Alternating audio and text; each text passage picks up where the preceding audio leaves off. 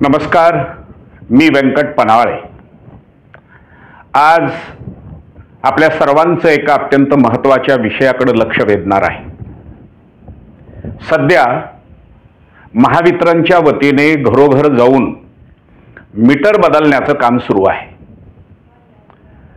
आत्ता जे prepaid meter बसवले चाललेत स्मार्ट मीटरच्या नावाखाली, तर हे स्मार्ट मीटर बसवून घेणं आपल्यावर बंधनकारक नाही किंवा शासनाचा तसा कुठला निर्णयही नाही। त्यामुळं जर हे मीटर बसवायला महावितरणची एजन्सीचे कुणी लोक येत असतील तर हे मीटर बसवून घेऊ नका, आणि ते मीटर बसवत असतील बळजबरीने तर त्यांना सरळ सरळ हाकलून द्या। वीज ग्राहकांनी हे अत्यंत व्यवस्थित लक्षात घ्यावं की आत्ता जे मीटर बसवले चाललेले आहेत हा शासनाचा निर्णयच नाही। त्यामुळं अत्यंत कडक भूमिका ग्राहकांनी घेण्याची आवश्यकता आहे।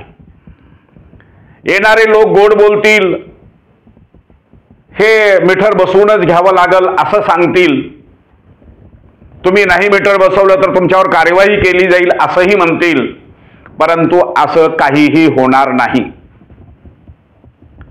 कायद्यानं सुद्धा मीटर बदलून घ्यायचं का नाही हा अधिकार आपला आहे, आणि म्हणून आता घरोघरी जे येत असलेले हे लोक आहेत त्यांना आपण हे स्पष्टपणे सांगण्याची आवश्यकता आहे, विचारण्याची आवश्यकता आहे किंवा हे मीटर बदलण्याच्या संदर्भातला काही शासनाचा निर्णय आहे का, द्या आम्हाला।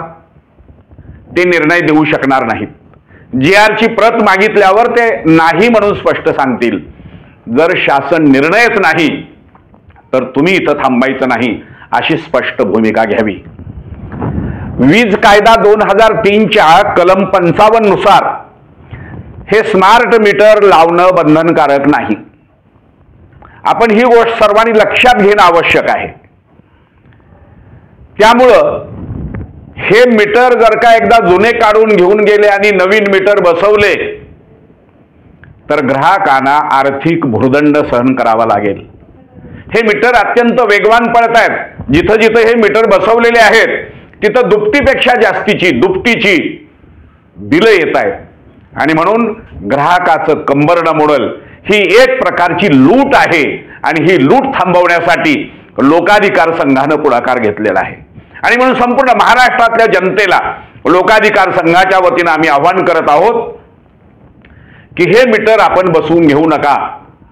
महाराष्ट्रात अनेक ठिकाणी या संदर्भामध्ये आंदोलन चालू आहेत। आम्ही सुद्धा लोकाधिकार संघाच्या वतीनं हे मीटर अमान्य आहे अशा पद्धतीचा एक अर्ज तयार केलाय।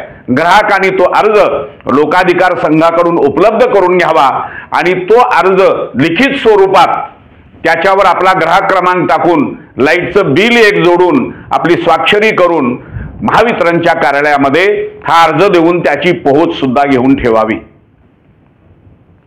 ग्राहकांच्या हितासाठी आम्ही आपल्या सर्वांच्या सोबत आहोत। लोकाधिकार संघाचे पदाधिकारी, कार्यकर्ते ग्राहकांना आवश्यक ती मदत करण्यासाठी तयार आहेत। तेव्हा सर्व ग्राहकांना पुन्हा एकदा मी आवाहन करतो की ही लूट करणारे स्मार्ट मीटर आपण बसवून घेऊ नका। भविष्यात हे स्मार्ट मीटर प्रीपेड मीटर होणार आहेत, म्हणजे एकूणच ग्राहकांना लुटण्याचा उद्योग महावितरण या स्मार्ट मीटरच्या माध्यमातून करत आहे। आपण तो उद्योग त्यांचा हाणून पाडावा, कडक विरोध करावा, हे आव्हान मी आपल्याला करतो। धन्यवाद। जय हिंद, जय महाराष्ट्र।